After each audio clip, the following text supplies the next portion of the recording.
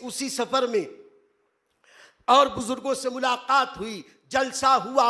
जलसे के बाद हुजूर अशरफुल फुक़हा का क़याम शाही मस्जिद के बाजू में जो दारुल उलूम था, उस दारुल उलूम में हजरत का क़याम था। हम लोग जब वहाँ पहुँचे तो पीछे से शाम में, रात में, किस वक्त जलसे के बाद अजीज़ुल उलमा मौलाना गुलाम मुस्तफ़ा साहब चले आए।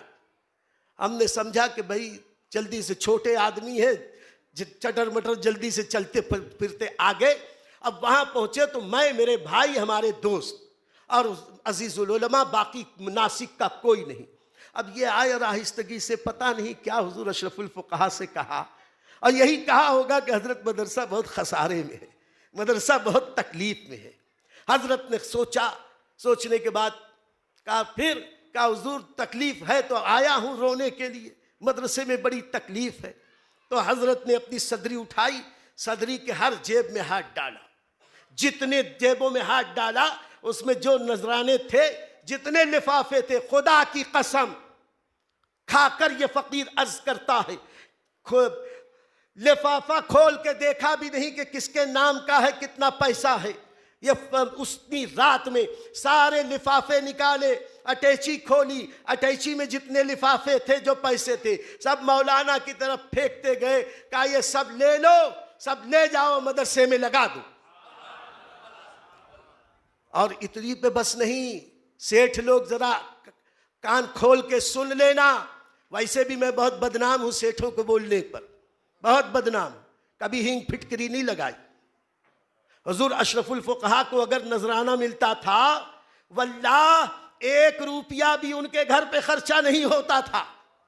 इधर बरसों से हुजूर अशरफुल फुक़हा का हाल ये था कि बच्चों को कारोबार लगा दिया, ये उस मेडिकल पे, उस मेडिकल पे, उनका घर अलग, उनका घर अलग, कारोबार अलग, सब अपना अपना।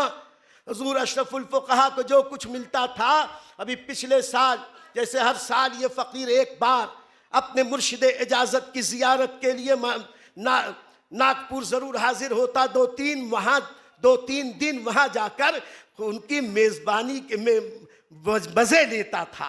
कैसी वो मेज़बानी फरमाते थे, कैसी नाज बरदारी फरमाते थे। हम अपने पीरों की क्या खिदमत करें, क्या उनकी मेज़बानी करें जैसी मेज़बानी वो अपने मेहमानों की किया करते थे। 2-3 रोज़ ज़रूर ये फ़कीर जाता। पिछले साल ईद के बाद जब हम सब गए तो बहुत सारी बातें हुई, बात यार जिंदा सोहबत बाकी। पैसे की बात आई तो कहा कि बरसों हो गए मैंने अपनी आमदनी में से 1 पैसा भी घर वालों को नहीं दिया, 1 पैसा भी नहीं दिया, जो कुछ किया अपने लिए किया। बात फिर राज रह गई, अपने लिए क्या किया, अपने लिए क्या किया। बस यही बात अर्ज करूं और रुखसत हो जाऊं।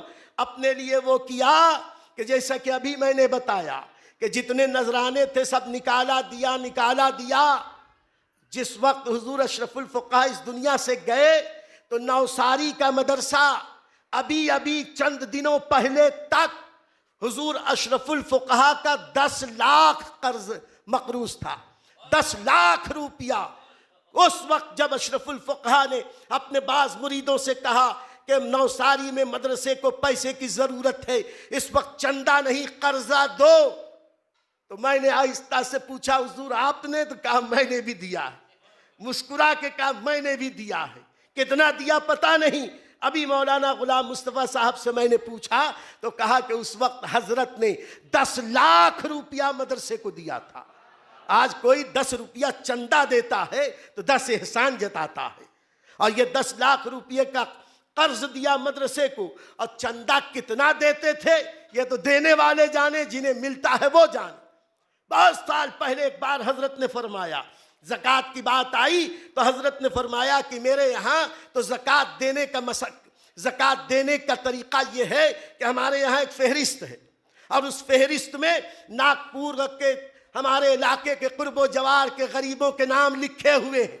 ये सब घर की बातें हैं, घर वाला भी बैठा है, खादिम खास भी बैठा है, और अल्लाह का करम है ये फ़कीर इन बुजुर्गों की जूतियों के सदक़े इन्हीं से सीख कर झूठ नहीं बोलता।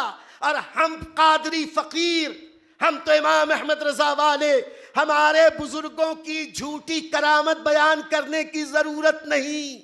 इनकी सच्ची खूबियां इतनी हैं, वही हम नहीं बयान कर सकते तो झूठी क्या बात बताएंगे। वो और होंगे कि जिनके बड़े खाली खूली हों तो उनको कुछ झूठी से रिवायतें बयान करनी पड़े।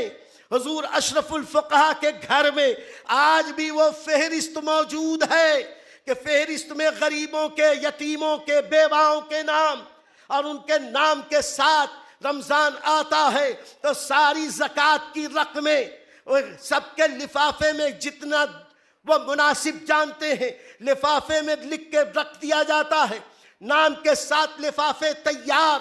और फिर जब रात आती है तो यही साहिब सज्जादा के वालिद माजिद हैं, एक साहब को साथ में लेते हैं। उस वक्त बाइक थी, बाइक पे जाकर गली गली, मोहल्ला मोहल्ला, तरावीह के बाद, आधी रात के बाद उन घरों पे जाकर न एक एक को खामोशी से, चुपके से ज़कात की वो रकम दे के आते थे। अपने घर पे मेला नहीं लगाते थे। आज तो मदरसे को चंदा भी देना होता है, 27वीं को आना, 26वीं को आना, 29वीं को आना।